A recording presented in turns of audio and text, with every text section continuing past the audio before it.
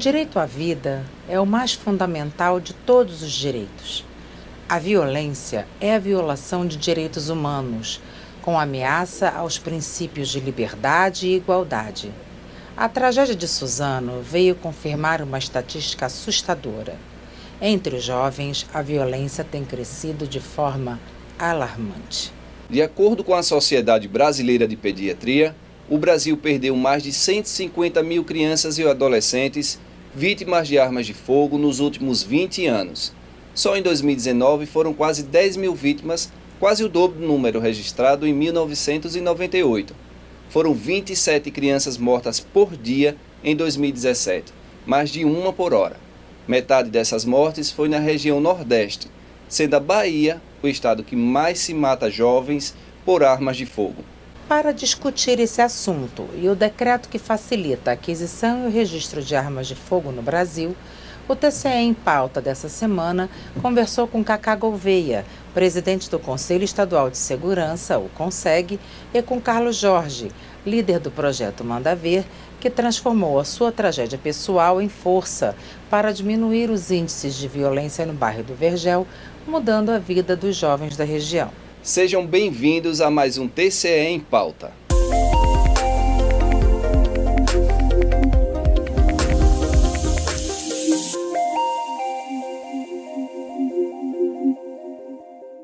O Conselho Estadual de Segurança, o CONSEG, desempenha um papel muito importante na sociedade alagoana, apoiando e participando de iniciativas que visam a proteção das pessoas, a garantia dos direitos individuais, a prevenção e a repressão da criminalidade.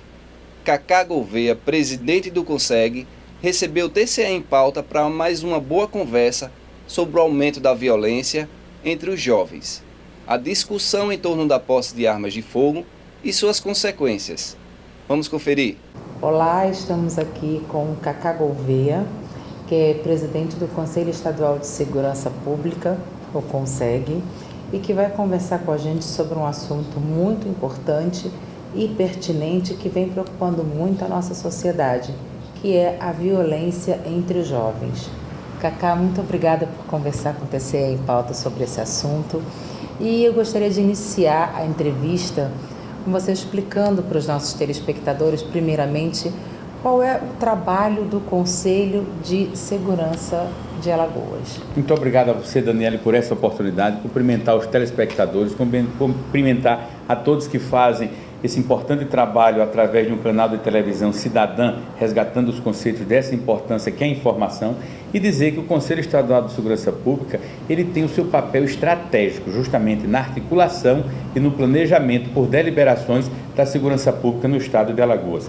É um órgão composto por 17 representações, 3 de livre escolha do governador e as outras compostas representando a Defensoria Pública do Estado, Ministério Público, Judiciário, a OAB e todos os órgãos que vinculam a sociedade civil.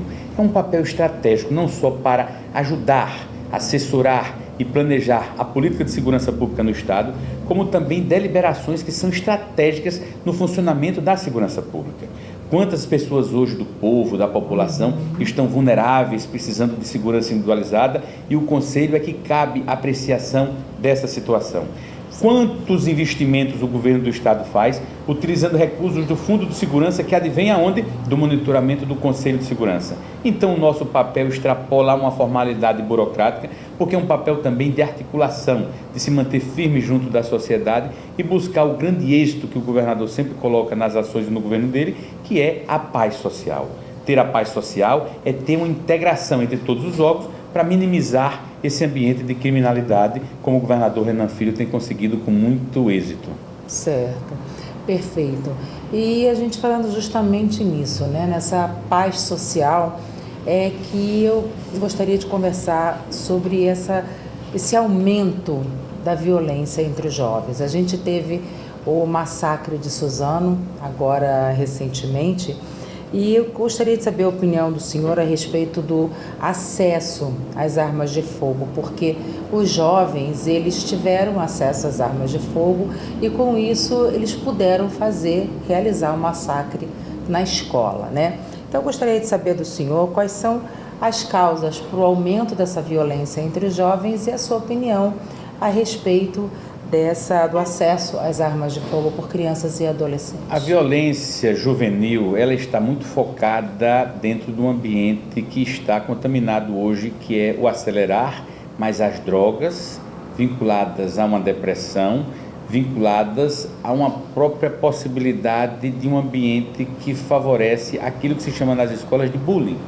O bullying é quando o aluno se sente desprestigiado, humilhado, constrangido. E aí os fatores que a gente chama de causa e efeito gera naquele aluno que está sendo tolhido no seu ambiente escolar uma necessidade de um controle dos pais, porque ele já começa a ter o pavor de não querer ir para a escola.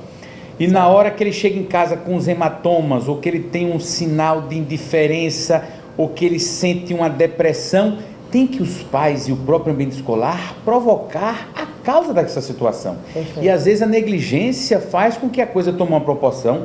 Aquele aluno no sentimento de querer reagir a uma eventual ameaça, tenta encontrar de algum parente a indicação de que ele tem uma arma e pega aquela arma e ele usa aquela arma na escola como uma forma de se defender, uma defesa aspiada, absurda e descabida. Então existe necessariamente esta avaliação.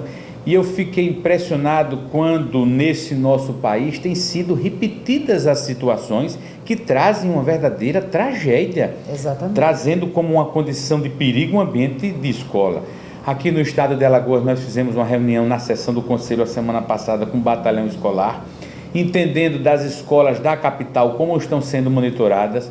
Ali já vislumbramos algumas situações onde uma escola pública, o aluno escreveu na banca a necessidade de fazer um grande ambiente de desordem, inclusive com eventual atentado. Aquele aluno imediatamente foi segregado e os psicólogos já estão trabalhando se aquilo era um ambiente só de galhardice ou se tinha algum fundo de verdade. Então trabalhar uma política de prevenção é estar vigilante, utilizando os pais, o ambiente escolar e o próprio pediatra, porque a violência juvenil vai muito de uma série de consequências. As famílias estão em crise, o pai se separou da mãe porque a mãe estava numa situação de risco com o pai agressivo em casa, então aquele adolescente absorve aquele ambiente da casa dele e termina refletindo na escola. O aumento da violência doméstica também contribui para esse tipo de atitude entre os jovens. Tanto é verdade que em São Paulo, ano passado, eu impressionado fiquei porque a Secretaria da Educação do governo de São Paulo criou um mediador escolar,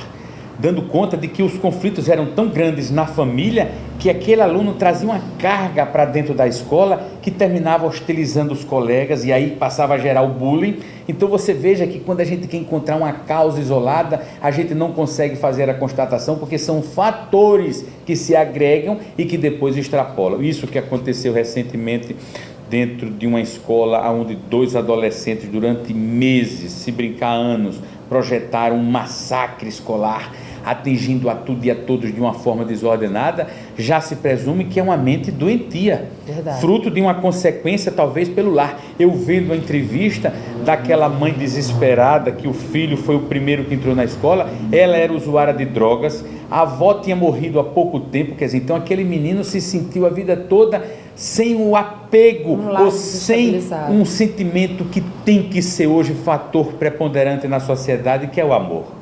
Eu fico impressionado, o pai às vezes não consegue dar um beijo num filho ou não consegue dizer eu te amo porque o distanciamento, fruto de um mundo conturbado e acelerado, está trazendo isso e as mentes passam a ficar doentias. Então o que se tem que se trabalhar é um ambiente realmente de resgate. Graças a Deus em Alagoas nós temos um monitoramento através do batalhão escolar, nós estamos fazendo através do Conselho Estadual de Segurança Pública alguns planejamentos estratégicos, não só de ouvir os batalhões que estão na ponta, mas como ampliar essa situação.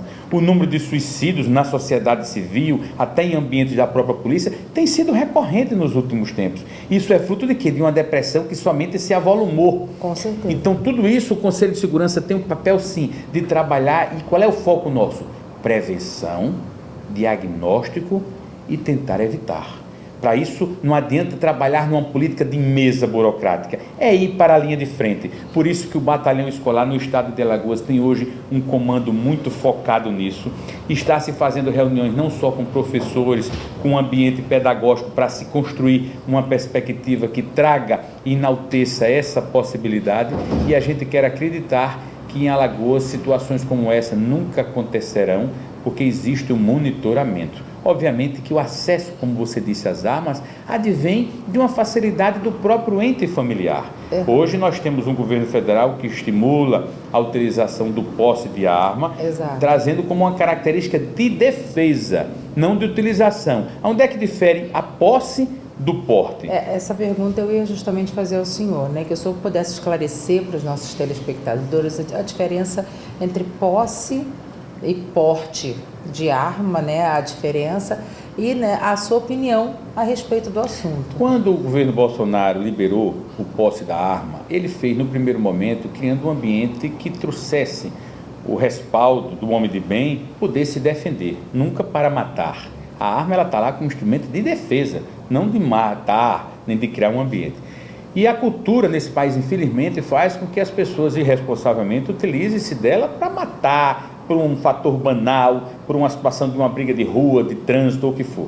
Então, no primeiro momento, e o que se liberou, foi o cidadão ter a posse da arma. Então, a posse da arma você tem o direito de utilizar ela, mas num ambiente fechado, no seu ambiente de casa. E entendendo que a extensão do seu carro não é o ambiente da sua casa. Então, se alguém invadir a sua casa, você tem o direito da legítima defesa para atentar contra quem atentou. Eu trago como exemplo nuclear desse ponto o vereador Silvano Barbosa, que morreu assassinado com não sei quantas facadas, e ele não tinha nenhuma arma em casa. Então eu pergunto, se ele tivesse uma arma em casa, será que ele não estaria vivo? Porque ele, sabendo onde a arma estivesse, ele ia lá, sacava contra o cidadão deu não sei quantas facadas, esperou que o sangue dele praticamente se evadisse do corpo para poder sair de casa quando ele tivesse a certeza que estava morto. Então eu estou dando um pequeno exemplo que pode ser até absurdo e descabido, que não é o contexto, mas eu só quero mostrar para que o cidadão entenda o que é a posse. Então a posse é você ter o direito de usar a arma em casa e utilizar a arma em casa. Eu sei. Onde é que reside o porte? O porte é quando você tem que cumprir critérios, onde você tem que ter um atestado psicológico que você pode portar aquela arma, por isso que o nome é porte de arma, onde você tem todos os atestes de antecedentes que não lhe trazem uma condição de responder processo de crime, de antecedentes limpos, que trazem você um polo conceitual de normalização e efeito psicológico para entendendo que você tendo uma arma, você não está em condição de favorecimento a mais ninguém, para que você eventualmente, numa crise o que for, você possa se defender. Então o porte de arma você pode deslocar aquela arma consigo, desde que as autoridades policiais e a Polícia Federal chancelem a utilização. Isso continua do mesmo jeito. Entendi. A única coisa que favoreceu é que qualquer um de nós hoje pode adquirir uma arma e tê-la em casa, mas sem poder portar a arma. Ela vai ter que ficar dentro de casa no ambiente. E aí reside o problema do que você colocou. Estando este pai com essa arma dentro de casa, este filho problemático, tendo uma conscientização de que está sofrendo bullying na escola, ele não pode chegar lá e acessar aquela arma e acontecer uma situação como essa que a gente viu em várias situações repetindo-se. Claro que pode, por isso que a responsabilidade tem que ser uma questão de ordem. A este pai é esconder essa arma, a este pai não é estimular o filho adolescente a utilizar a arma, porque a própria adolescente deixa que a flor da pele se fiquem os neurônios e os estímulos todos, no sentido de aquele jovem fica no ímpeto de utilizar, querer se favorecer de alguma situação. É preciso que se faça um trabalho muito grande, muito bem feito diante da população, porque a gente tem hoje 280 milhões de brasileiros que vão ter acesso a isso, né, ao posse de arma, e é de uma responsabilidade grande, e a gente sabe que muita gente não tem essa responsabilidade, tanto é que o aumento de suicídio, a gente está presenciando um aumento de suicídios aí, a gente está vendo que quando há esses massacres, os adolescentes, né, até adolescentes, as pessoas mesmo, em seguida se suicidam, na maioria dos casos. Então a gente precisa, né, fazer esse contraponto, que eu acho que é importante também no posse de arma, que a partir do momento que a gente tem uma arma em casa, tem que pensar que você também está exposto a um próprio crime que você possa vir a cometer sem querer, né? Se você não está psicologicamente preparado para ter posse de uma arma, você pode amanhã cometer um feminicídio, um suicídio, pegar uma arma e utilizar numa briga. A pessoa tem que ter uma responsabilidade muito grande para ter uma arma em casa, para ter a posse de uma arma e saber que ela é exclusivamente para uso de defesa pessoal e legítima defesa. Muito pertinente o seu registro, muito lustro.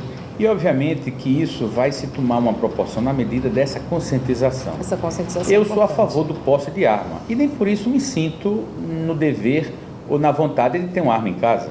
Então, são conceitos. Por isso que o livre-arbítrio permite com que você defenda aquilo que você entende, mas também se você quer ou não se submeter àquilo. Eu entendo que quem tem uma fazenda, que quem mora num ambiente rural, que estava desguarnecido de tudo e a todos, inclusive de uma motivação de uma polícia chegar de forma mais rápida, precisa sim ter essa arma lá dentro. Eu nunca me senti com essa necessidade, porque entendo que vivo num ambiente urbano, com pessoas próximas, que qualquer situação de necessidade que eu fosse atingido ou atacado, eu acionaria. Mas o que se está colocando como pano de fundo é dar alternativas. Durante a proibição, ou seja, durante a legislação que proibia ter a posse de arma, quantas pessoas morreram com armas de fogo nesse país? 70 mil. É um número gigantesco. E as pessoas adquiriam de forma ilegal também. Com uma facilidade enorme, pagando em qualquer grande. feira, em qualquer lugar. Então, são conceitos que, como você bem disse, precisa aprofundar. O Conselho Estadual de Segurança Pública, somos 17. Aqui diverge-se. Eu posso dizer que tem maioria e maioria que quer tal. Eu sou a favor de ter a posse necessariamente por uma condição, como eu coloquei, de exclusão, não como regra. E o porte de arma diferencia por quê? Aquele cidadão que só tiver a posse, mas ele não tiver o porte autorizado, ele for pego numa blitz, for pego num lugar usando arma, ele vai ser processado, vai ser responsabilizado do mesmo jeito, porque é crime, é um fato proibitivo nesse país ele ter o porte de arma. Isso. O Conselho de Segurança, ele visa, né, a proteção das pessoas, a garantia dos direitos individuais e prevenção e repressão à criminalidade. E como o Conselho de Segurança pretende atuar na repressão da violência entre jovens? Sempre numa política de prevenção, trazendo a um planejamento estratégico as forças de segurança que possam trabalhar neste ambiente. O secretário Lima Júnior tem feito com muita maestria um trabalho de inteligência. Onde é que está o problema do jovem hoje? O que é que estimula a violência no jovem? É a droga, é a falta de acesso a um ambiente de trabalho que traga nele a realização. Então, para ter um tênis de melhor marca ou para usufruir de um ambiente diferente, ele termina sendo induzido pelo traficante, achando que no tráfico de droga ele vai ganhar um dinheiro fácil. E aí, quando ele entra, ele sai levando o vizinho, um colega, um amigo, quando você vê, já contaminou uma sociedade. Por isso que o governo do estado, na contrapartida, tem feito um esforço hercúleo para colocar o tempo integral nas escolas, estimulando a atividade esportiva, estimulando a ocupação da mente deste jovem, para ele ter o esforço e a canalização dele para bons propósitos, porque não acredito que exista na essência humana a maldade. Todos nós nascemos do bem e para o bem precisamos viver, mas o ambiente nos conduz às vezes a situações que necessariamente remetem a isso. Então, buscar causa e efeito. O governo tem feito esse esforço, já tem se diminuído muito, tanto que o governador apresenta com muita alegria os números reduzindo, mas no ambiente dos jovens existe esse estímulo, quer seja pela droga, quer seja pelo ambiente financeiro que proporciona, aspas, uma sensação de vantagem por um calçado melhor, por uma situação de ganhar um dinheiro mais fácil, e ele termina se levando por este ambiente. Então, o governo de Alagoas está fazendo sim,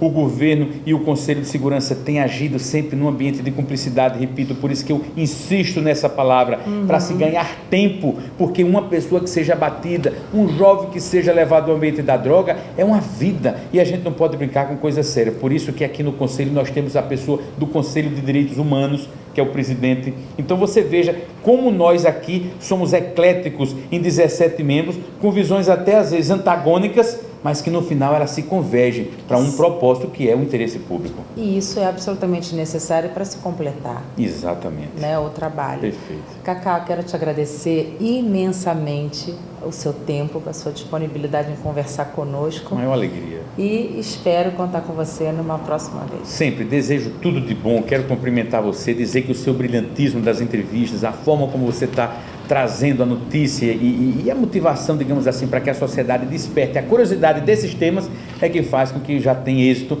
na sua pretensão e no seu programa. Então, muito feliz por ter sido honrosamente entrevistado por você, desejando e cumprimentando a todos os alagoanos.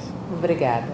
No próximo bloco você vai ver uma conversa com Carlos Jorge, líder do projeto Manda Ver, que ajuda a mudar a realidade de muitos jovens no bairro do Vergel.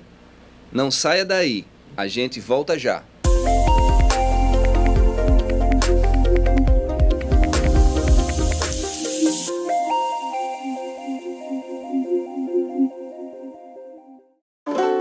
Atenção para o comunicado de recall de parafusos. Se você é robô, compareça.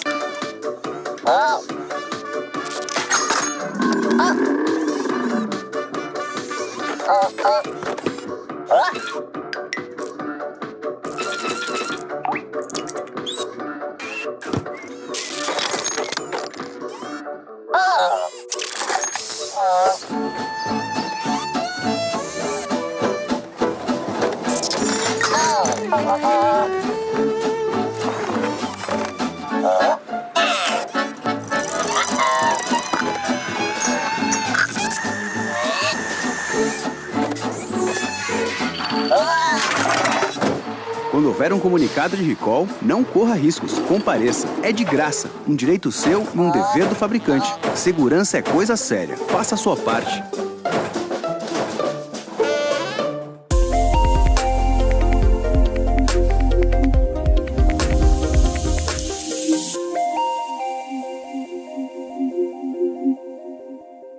O bairro do Vergel tem uma população de cerca de 32 mil habitantes, sendo o 7º mais populoso de Maceió. É lá que funciona a ONG Manda Ver, liderada por Carlos Jorge, que tem a missão de tornar a região uma das mais inovadoras e empreendedoras de Alagoas. O seu trabalho junto aos jovens ajudou a diminuir os índices de violência e a melhorar a qualidade de vida da orla lagunar. Vamos conhecer o trabalho de Carlos Jorge e da ONG Manda Ver? Ele se inspirou no próprio sofrimento para mudar a realidade em que vivia. Carlos Jorge, de 31 anos, morador do bairro do Vergel e líder do projeto Manda Ver, foi criado para promover educação cidadã e melhorar a qualidade de vida dos moradores da região, principalmente dos jovens que estavam deixando de frequentar a escola para se unir ao tráfico de drogas e ao crime organizado. Desde 2014, que Carlos Jorge vem lutando para tornar o Vergel um bairro inovador e empreendedor e já conseguiu muitos feitos importantes. O TCE em Pauta está aqui hoje na comunidade do Vergel para conversar com uma pessoa maravilhosa que desenvolve um trabalho incrível que vocês já devem conhecer, que é o projeto Manda Ver, liderado por ninguém menos do que Carlos Jorge. Carlos Jorge, obrigada por receber o TCE em Pauta aqui na comunidade do Vergel. E a gente hoje está conversando e debatendo um tema que é a violência. E infelizmente a gente sabe que aqui no Vergel, a comunidade, ela sofre desse mal que é a violência. E eu queria que você conversasse um pouco para a gente, contasse um pouco da história do Instituto Manda Ver e do trabalho que você desenvolve aqui. Como que você conseguiu diminuir os índices de violência aqui na comunidade do Vergel? O Manda Ver é um projeto que existe de forma institucional desde 2014 e aí o Manda Ver foi inspirado a partir da história da minha vida, nascida e criada aqui no Vergel. Então eu vivi esses desafios que a violência causa, nessas consequências da violência. Minha mãe é casada com meu pai, a pessoa separou por causa do alcoolismo do meu pai, então ele tem 3 anos de idade, de 3 aos 6, minha mãe teve que trabalhar e me deixava na escola, mas um tio meu ia me buscar, dava o almoço no segundo horário, eu ficava amarrado na cabeceira da cama para ele tentar me proteger da violência. 6 anos de idade, minha mãe se envolve num novo relacionamento, dos 6 aos 9, violência diária em casa. E com 9 anos de idade eu já era alcoólatra, abuso sexual na infância e muita violência. Então assim, eu vivi dentro de casa o que hoje o bairro muitas vezes tem como consequência por causa desse mal, né? Você sentiu na pele, né, o problema da violência doméstica, do abuso sexual E como você sentiu isso? Primeiro, você consegue ter essa empatia com a comunidade e com isso realizar um trabalho fantástico com eles, porque nada melhor, no seu caso, não é pior, mas você sentir o que eles sentem para que você possa conseguir trazer uma solução para esse problema tão grave, né, que é a violência. E aí, assim, a violência, como eu já falei, dentro de casa iniciou, mas também tem um favor externo, né? Então a gente tinha muitos desafios de ir na rua, muitas vezes não poder andar, porque tem sempre o contexto do tráfico, da violência, e o jovem, né, na sua grande maioria, igual a mim na época, estava envolvido. Alguns amigos, infelizmente, não se encontram mais porque foram assassinados devido a esse envolvimento. E o Manda Ver existiu inspirado nessa situação, né? A partir da história da minha vida superada, a gente idealizou o Instituto Manda Ver para tentar reparar esse mal e também retardar, em alguns casos, e prevenir. Então o Manda Ver realmente vem com esse viés de proteção social, de realmente de resgate daquela vida, de ressignificação, porque muitas vezes a gente vê a tragédia social, vê o quanto é complexo aquele desafio local, geográfico, mas a gente tem pouca empatia por isso. E como eu vivi na minha pele e superei essa tragédia, aí o Manda Ver existiu para oferecer essa oportunidade de transformação e ser essa ponta, né, de impacto social.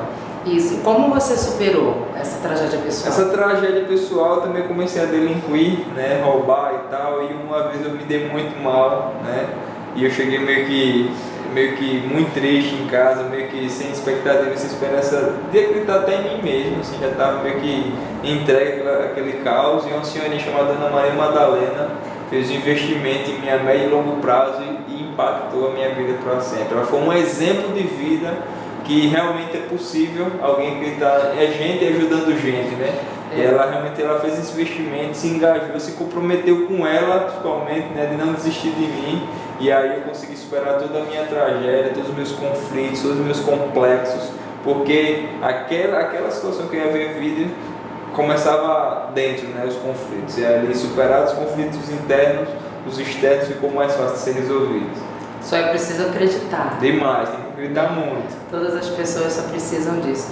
E você começou o Instituto Manda Ver em 2014, né? E você diz que o Vergel é um dos locais mais inovadores e empreendedores de Alagoas, né? Por que você diz isso? Isso tem duas visões assim, dessa frase. E uma delas é o potencial da Dona Maria Marisqueira, que está aqui no ambiente que a gente diz que é muito violento, também tem um ambiente que está muito empreendedor no mesmo local. Então, olha o paradoxo, a gente só associa a violência ao Vergel, mas também tem um DNA nato de empreendedorismo, de comercial, e o Sururu faz muito bem isso, né? O Sururu gera renda direta e indireta, né? Com o gelo que a Dona Maria compra, com a rede, com o barco que tem que pintar, com a padaria que ela tem que comprar o pãozinho, e o Sururu traz essa receita, né, financeira para poder capitalizar, e o outro é o próprio jovem, adolescente está envolvido no tráfico, na violência. Esse cara tem um potencial muito incrível,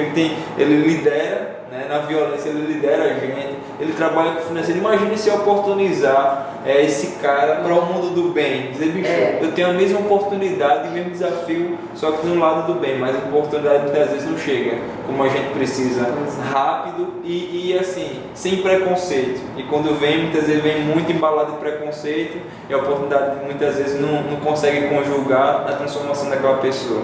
O Instituto Manda Ver já ganhou uma notoriedade nacional, tanto é que ele ganhou o reconhecimento da ONG Gerando Falcões, e vocês são a primeira franquia social da ONG fora de São Paulo. O que isso representa para vocês?